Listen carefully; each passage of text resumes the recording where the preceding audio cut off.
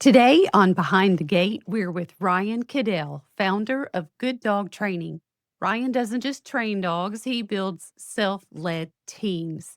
He's opening a second location, works 2 hours a week in the business, and spends the rest developing people, systems, and an AI coaching tool that helps staff navigate tough client interactions and their own headspace in real time.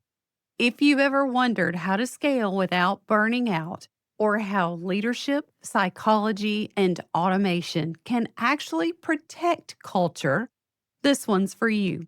Ryan, thank you for joining us today. Please introduce yourself and the work you do with Good Dog Training. I thought we would start with you introducing yourself and what you do with Good Dog Training. So I've been in the pet industry for 8 years. Started off just working with clients one on one and doing it like everybody starts. I found I had a bit of a knack for it, saw a bit of a gap in the market, and kind of went for it. The journey itself was, I think, like everyone, it's really hard at the beginning. You're learning so many different skills early on, and there's so many different hurdles to overcome. So for me, I was drawn to the fact that there was a lot of hurdles, and you could see kind of the end goal. Once I got on that mission and got things started, I realized I had a really liking for problem solving. So with dog behavior, it's always about solving problems. As I went along that journey, I realized a lot of it was about solving the human as well. The human's behavior directly affects the dog and vice versa. So that's kind of where my liking of the industry and why I got into it per se. When you say there was a gap in the industry, now you're hmm in New Zealand, hmm so things may be different there than they are here in the States. There are a million dog training facilities here. Where did you see a gap there? Mm. 8 years ago, it was pretty nuanced in New Zealand. Like it wasn't something that people would, yeah, you wouldn't it wasn't really known that you had to train your dog per se. It was just kind of coming out. So I think the gap was that I saw a lot of people getting dragged around the road and not realizing they could solve the problem. That was the initial gap. I did a little bit of market research and realized there was these, doggy daycares and a couple of them popping up, but it was still pretty nuanced in New Zealand. I feel like New Zealand's probably like a good 5 years behind America at all times. So you think 3 years ago is probably where New Zealand's at now? When you and I first talked, you talked about how your real job isn't really with the dogs anymore, that it's Mhm. more with the humans and the systems. So, talk to me about that. When did that shift happen and what forced it to happen? I think as you naturally grow a business, you run into these hurdles and roadblocks. I realized if you wanted to operate at scale, train more dogs, look after more dogs, build a bigger business, I realized very early on that I was only going to be able to do so much. And if I didn't work on myself and figure out how to communicate with people in an effective way and lead them in an effective way, I was going to hit a bottleneck very quickly because finding the work was never really the issue. If you're providing a good service and you're good at what you do, generally, with a bit of marketing and word of mouth, you're going to get a lot of attention and a lot of clients. I realized that was working, and I was like, I've got too much work. Where do you actually go from here? If I continue on this path, where's the next logical roadblock? And so I ended up at kind of systems first. Initially, I think you always avoid doing the deeper work on yourself. It's not me. That's the issue here. That's kind of where I started, especially with the military background. And then you learn pretty quickly if you want to lead others that it starts with the leadership and the individual at the front. I embarked on a journey to find alignment within myself. In doing that, building systems on the back of that in terms of the structure for the people to operate in. It's their guideline, especially in the pet industry. It's all about the human being self-led and being able to lead themselves within those guidelines and make decisions and feel empowered within their role. That's my view on how I operate and how I run systems and lead a team. What was the first system you implemented? I think the first system was probably real basic, like kennel stuff. This is a checklist. Can I get somebody to check a list off and make them feel good about doing it. You've got to clean the kennels, mop the floor, do 10 tasks in the morning as a team. Can I get them to do that without me being involved at all for a month? That was the first goal. And in 4 weeks, how long did it take me to get a team to do this without any input from me? Mhm. If someone doesn't do one of the steps on your checklist, how do you know and what happens? Yeah, good question. It's kind of like training a dog. The principles are the same, right? You've got positive reinforcement, you've got your operant conditioning platform. What I like to do is set it up so that they, for the first 2 weeks, I don't point out any failures. It's just self feedback. Hey guys, how did you think we did on this checklist? Let's talk about it. We talk about it for 15 minutes every day. I never give them any negative feedback initially. I never give them any direct, you've done something wrong. I just let them know what I think they've done well. And then I get them to critique themselves, and then I reinforce them for giving themselves critiquing themselves. So I set it up so that they are the ones in the power seat. They're the ones making the decision, and then when they make the right decision, I reinforce them. So hey guys, out of these 10 things, I think this one looks really well. What do you guys think?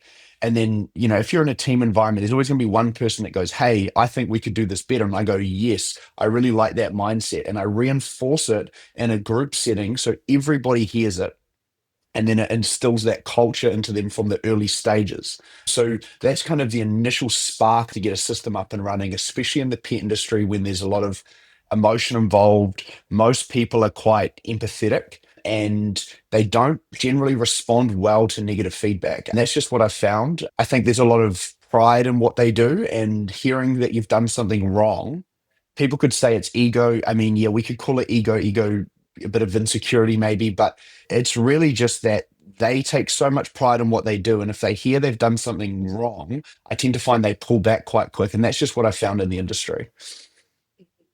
When you say you give them positive reinforcement, you're not giving them a cookie. Are you giving them a monetary bonus, or is it just that value feedback in a group? Yeah, question. I guess there's different variations of reinforcement. I tend to find if you know what the individual is motivated by, that's their best way to, naturally motivated by. This person is motivated by having other people think they've done a good job, right? If the team thinks that you're the person today that has put their hand up and the rest of the team see that, it's a lot stronger reinforcement. It's like a collective. I try to adapt to the individual. So it's not just a one cookie cutter. It's like, hey, I tell everyone they've done a good job. The more targeted it is, the better. So if you have a targeted behavior, like, hey, Susie, I really like the way that you explained that. That was really clear and it made sense to me. Does everybody agree? And then everyone goes, yes. And then she feels a boost.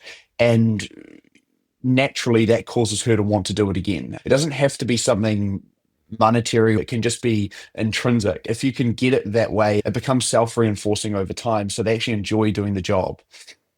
Mhm. Do Mm. you do some type of personality test when you bring new people on as employees so that you know what motivates them and if they're going to fit within your team? I've got like a 30 question interview process, and it's a three-phase interview process. I don't necessarily do a personality test.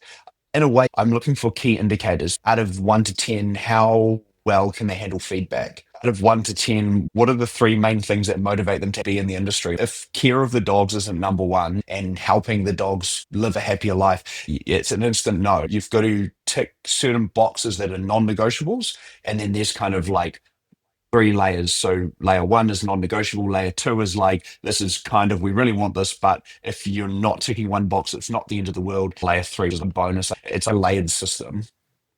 You have a very unique team in that your team feels like the business is as much theirs as it is yours. Mhm. What did you do in the very beginning to make them feel that way and to feel comfortable giving them that power? Yeah, initially it was really hard. You feel like you want to grip control of things, and you're like, if I let go of control, everything's going to fall apart. I actually hired a behavioral psychologist that worked with me for 2.5 years. So he kind of trained me on how to let go of things and how to implement systems in an effective way. I had a handler kind of following me around 40 hours a week, coaching me on what to do. So that helped. Where did you find And this person? it was during COVID and he had no work. So it just all lined up. He was really interested in the fact that I was developing new techniques for dogs. That was what we started off on, but we flowed with what worked. It was a cool journey. What was the question again? I was asking about how you allow your staff to feel like the business is theirs as much as it is yours. What thought process did you have to change? What did you stop doing or start doing, and how did you let go of that?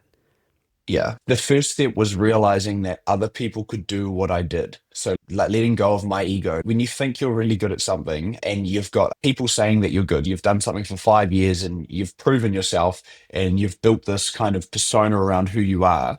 And then you're now having to build other people in your organization to take those reins. You have to let go of the fact that these people could get as good as me. And I'm okay with that, especially in the pet industry. That seems to be a massive hurdle for people because you get so much value out of what you do. And it can feel like a threat, I guess. And that's how I felt initially. So that was the first hurdle to overcome. Once I started seeing people thrive, I started getting more reinforcement. I started getting more joy out of the human doing well with the dog than me doing well with the dog. And so it kind of switched. And once that switch happened, I realized one, that there's more value here in the sense of I can have a bigger impact. And two, we can help more dogs and more people at scale. And then obviously from the business side, it's more beneficial to have systems and people that are doing it without you needing to be there. That was the driving force, I suppose. Mm. So, if we could take one step back, you Mm, talked about this behavioral psychologist and you brought him on to help you look at the ways you were working with dogs. And then it morphed into how you were working with people. So, talk to me mhm. about that for a second. How did that happen? Good question. So we started off looking at methods and ways to use more positive reinforcement to solve behavioral challenges. There's a lot of, I guess, aversive training out there. So, shock collars, prong collars, probably more so in the US than New Zealand. New Zealand's guidelines are a lot tighter than the US. Mm.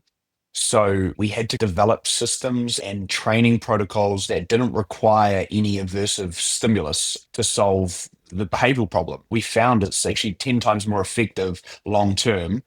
We copied the model they did with humans, so identifying what they call the function, so the need of the behavior. So if the need is, say, for attention, if I give the dog attention on, say, a non contingent reinforcement schedule, I can reduce the intensity of the behavior and meet the need. The dog makes the connection that the unwanted behavior had nothing to do with the problem behavior. So we kind of started there. And then we were like, okay, we've now developed like four, maybe five methods that are working consistently that we can pretty much copy and paste to any dog with me and the scientist there. And then we were like, okay, the next logical step is how do we replicate this to people? So we started training the staff in it and developed, like with behavioral science, it's pretty detailed. You create a piece of paper and have key behaviors that you want the individual to perform, and then you score them. So we film them for 30 minutes. We look at that footage and then we score it. How many times did they deliver the reinforcement at the right time? How many times did they notice the dog's behavior? Were they focused on the dog? We score them and then we sit down with them. We get them to review their own footage when we already kind of have the score in the background, and then we kind of go through it with them, set up opportunities to reinforce them and develop those skills through that approach. It just naturally happened as we followed the systems they had done with human behavior to the dog industry. The evaluation period that you go through with the trainers, is that something that you only do when they first come on as an employee, or do you do that consistently throughout the whole time that they're training with you? Good question. Initially, there's a good 8 week period of getting them set up. I was doing the check-ins and we were constantly checking on the system. But now it's kind of got to the point where I've got trainers that do that. So I've got kind of a couple of trainers that can take the person through the initial training and train them as they go, following the guidelines. So that they get checked in every morning. So it's like a 15-minute morning meeting, maybe a 30-minute, depending on the day. and we go through their specific dogs they're working with for the day, their clients, and any challenges they're running into. I've got a team leader that manages those meetings for me now. So I've trained him over 4 years to be able to take over that role. Question, and it just left my brain. Let me That's think. all right. Oh, I know what it was. So, do you ever see AI taking over the evaluation process of these employees? Where you would record them, you submit it to some kind of AI, and then they get feedback, and it totally eliminates the need for that person to oversee. I could definitely see that working because I believe there's a new model that's come out where you can put your face on the AI or it's coming out. I think once that's there, 100% it could handle the interview process and the evaluation process. I think you would still need a human at the other end just to meet the person and double check, but it could definitely do a lot of it. What belief about leadership that you held early on did reality prove wrong? Mm. Hmm. The first one that comes to me, I probably didn't realize this early on, but what's coming to me is probably force, like not using force, and being present. A lot of leadership, you want to force something, you want to push and push someone to do something. And I mean, there's times where you might need to do that a little bit. It's very easy to be a leader that tells people what they need to do and the consequence. The biggest thing I learned is that being present with them and being more of a coach than a authoritative figure is always 100 times more effective. So sitting down, building a relationship with them and saying, this is how we operate. Does any of this not make sense to you? You want to know that you understand what the expectations are and you understand it's going to take time for you to get there. At any point, if you feel like this is getting overwhelming, let me know so we can work through those hurdles. Because if we don't set it up that way, people become avoidant. And so they avoid the challenges versus setting it up so it's like a safe container for them to say, actually, I am struggling with this. And the repercussions of that is that I actually get assistance, not told off or any negative kind of, outcome. So that's probably the biggest thing I learned is leading through presence versus pressure. Mm.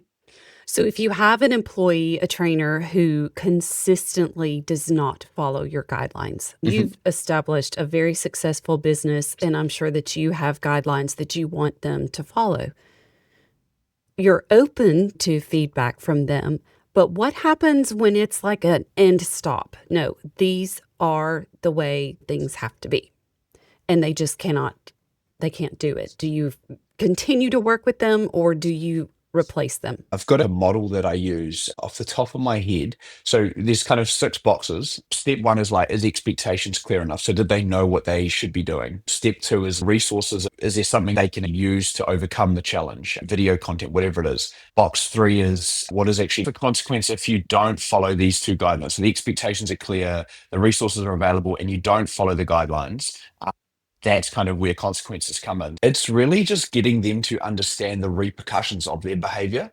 So if we have Mm. company values and guidelines, and this is what we stand for, and this is our mission, your behaviors right now, you know what you should be doing, everything's available to you. So where's actually the problem? Because from my perspective, you're actually working outside of our company values. And no matter what, we won't waver from those values because that takes us away from who we are.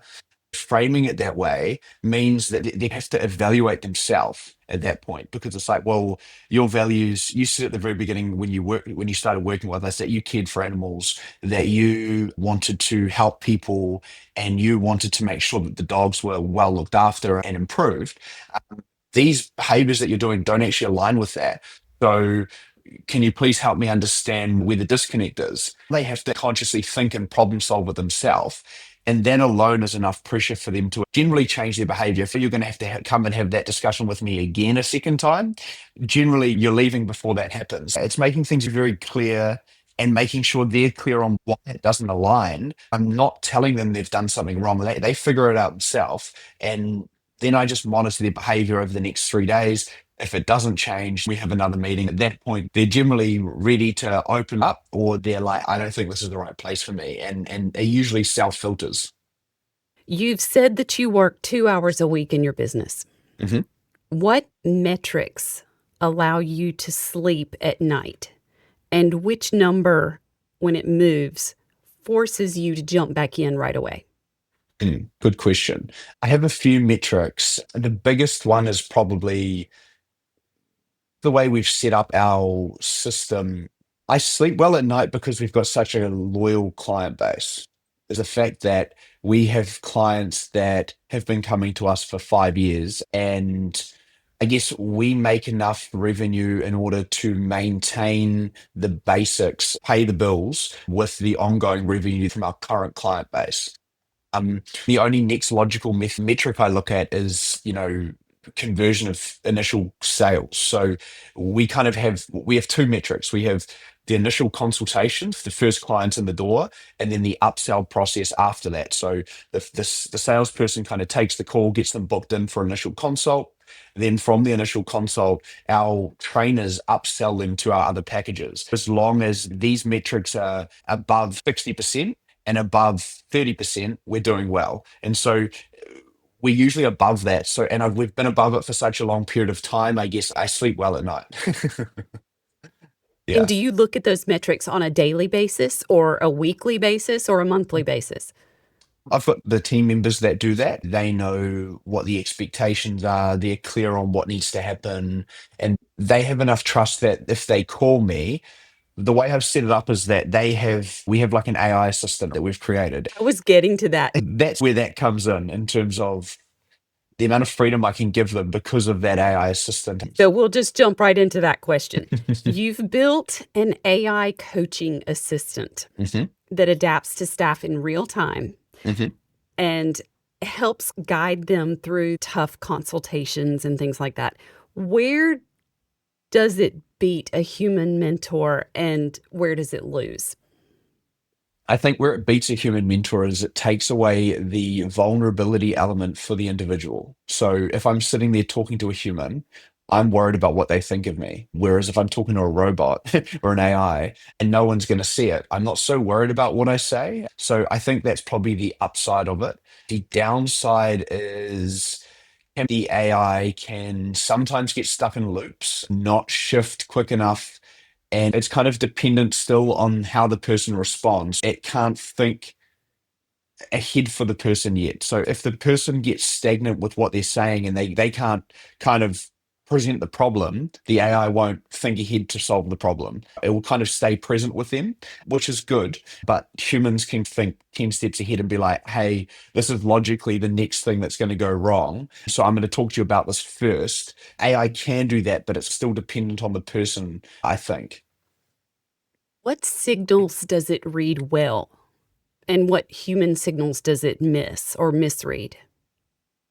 It probably like the voice activation reads well their tone of voice, so it can tap into, I guess, the emotion behind how the person's talking and then adapt itself to that and adapt its tone and pacing to their emotions. So if someone's a little bit more sad, their voice might be lower and the pacing's a bit slower. It can read that versus if they're frustrated, they're talking at it, and it will adapt its tone. So it does that very, very well, probably better than people, which can be scary. And where do humans come in better? It depends on the individual skill level. At high level leadership, the benefit is that the adaptability is probably a lot higher. So you can adapt more and have more flexibility, whereas the AI doesn't have as much flexibility. It's still code and a robot. So yeah, it's probably adaptability piece from a human standpoint. Where is this AI coaching assistant housed? Is it an app they use on their phones or is it a dedicated room in your facility? How does it work? Yeah, so it's just on their phones. I've built it on ChatGPT at the moment, and we're looking at interfaces on top of it. Um, yeah, it's working at the moment without it. So I'm not super techie myself, so I don't really understand that side of things. It's built on ChatGPT at the moment, and each individual person has their own chat. That chat is linked to a built-in back-end ecosystem I've built with all my leadership protocols.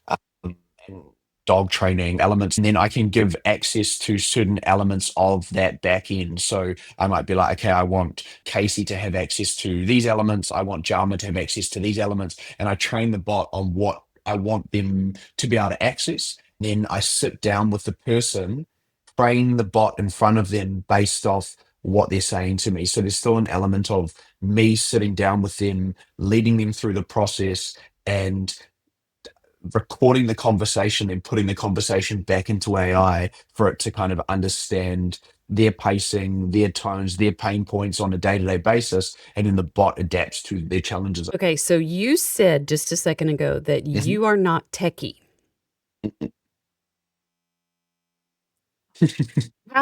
Have you done all of this and you're not techie? This sounds Like, like really intense tech. yeah, I think when I say techie, I mean like in terms of to be able to build a platform, like, build the platform and the coding piece. I'm not techie in that sense. I'm more techie in terms of behavior and AI, because AI will do it for you if you ask it the right questions. But That's you've used probably, it to create what you needed. yeah, that's true. It's a good way of framing it. I want to step back again. So, you talked about how the AI coaching assistant can help guide your trainers through difficult situations.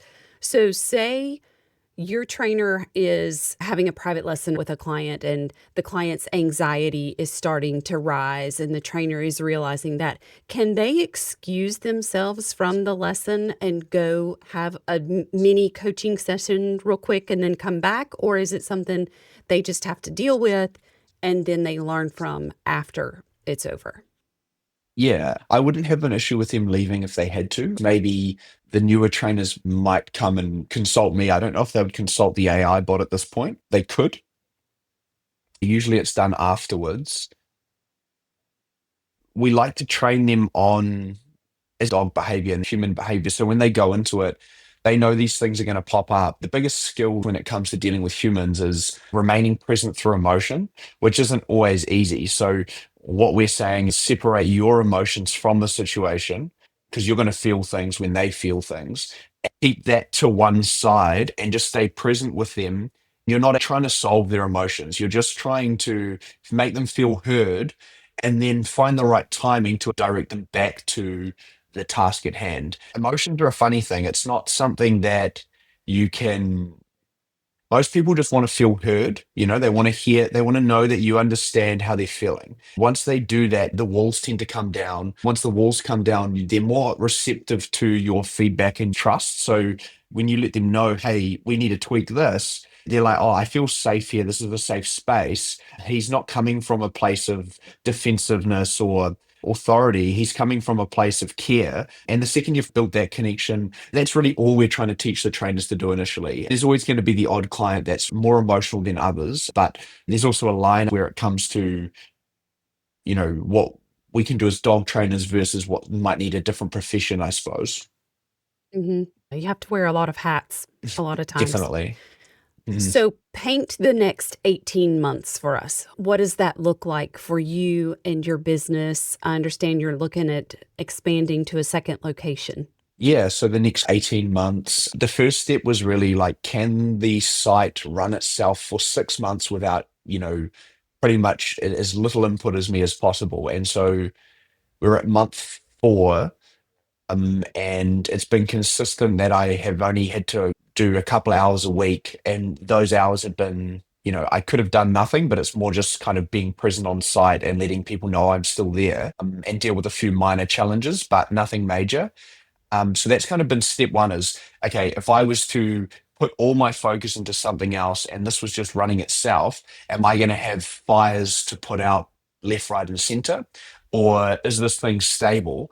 And if it is stable, what are the things I need to put in place to make sure it stays stable for the next 6 months? That was really just upskilling people, putting people into more leadership roles that take over more of my workload. Can you do the hiring? Can you deal with HR problems? And delegating that out. And then now going, okay, when I set up the second site, I'm going to have to take X amount of people from this site and put it at the second site, and I'm going to have to replace those people. So, what does that transition look like?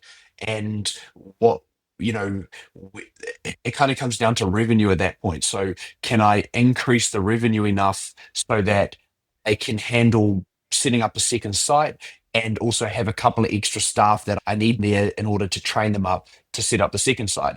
So it's really a revenue thing at this point, and then looking at your pricing. Am I pricing things well enough? I think people underprice, in general. I think I'm still underpriced in what we charge. It's always that kind of feeling of like, if I go too far, does this whole thing fall apart when it comes to pricing? But what I've learned is every time I've increased the pricing, it's almost like I get more work. I don't know, just not sure exactly how that works, but it seems to work that way. So that's where I'm at the moment, upping pricing, getting the initial sales funnel smoother, ready for expansion, because we're going to double everything, and then getting the employees ready to handle the fact that their workload is increasing and probably not going to get paid a whole heap more. It's getting the buy-in for them of the long-term thinking of, look, you've been committed to us. This is where we're going. There's risk involved, but this is the payoff. This is where incentives come in. So that's a plan for the next 18 months.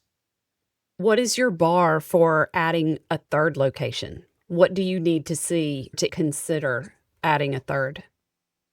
I think it'll probably happen as we do the second. I think it will be how smooth it is to set up the second location. So, as the second location set up, if it's super smooth and the first location's having no problems, um, and there's a period of time where they can both run without me needing to be actively involved, I think I'm ready for a third.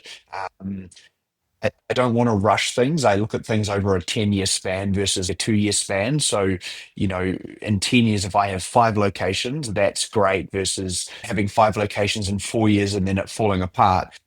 So I always try to stay steady in my approach. If you had a magic wand and you could wave it and see the perfect good dog training business, what would it look like? It would be state-of-the-art facility with a charity attached to it. So, I'm really big on, it'd be really cool to have a big facility where we have a training center for dog trainers. We can have 20 people twice a year that come in and do a 2-month course, and we train them up to be a dog trainer. They train the rescue dogs. So as like kind of part of the whole thing, the rescue dogs get trained through the school, and then they may want to take the dog home, hopefully, or we rehome the dogs through the charities. That would be a massive piece of what I want to do. Setting up an online course at the moment, so that's going to be a network that feeds into all of the different elements of the business, and then having multiple sites up and down the country. So yeah, that's the big vision. Is there anything that we didn't cover today that you'd like to touch on? I don't think so. I think you hit the nail on the head, and it's been a really good interview. I don't think I have any questions. It sounds like you have a wonderful business, and I wish I could take a trip over to New Zealand and visit myself, maybe someday. Maybe someday. But thank you so much for being with us today and sharing all of your insights. I would disagree with you about not being techie. I think that you're probably a lot techier than you think you are. Thank you. Today was a masterclass in scaling without losing soul. Ryan's shift from being the trainer to building trainers, his checklist culture, and that AI coaching assistant, none of it replaces care, it protects it. If you want more from Good Dog Training or to follow Ryan's work, check down below. And if this episode helped you think about your own systems, subscribe to Behind the Gate. Share it with one person who's drowning in the day-to-day. Systems beat willpower. See you next time.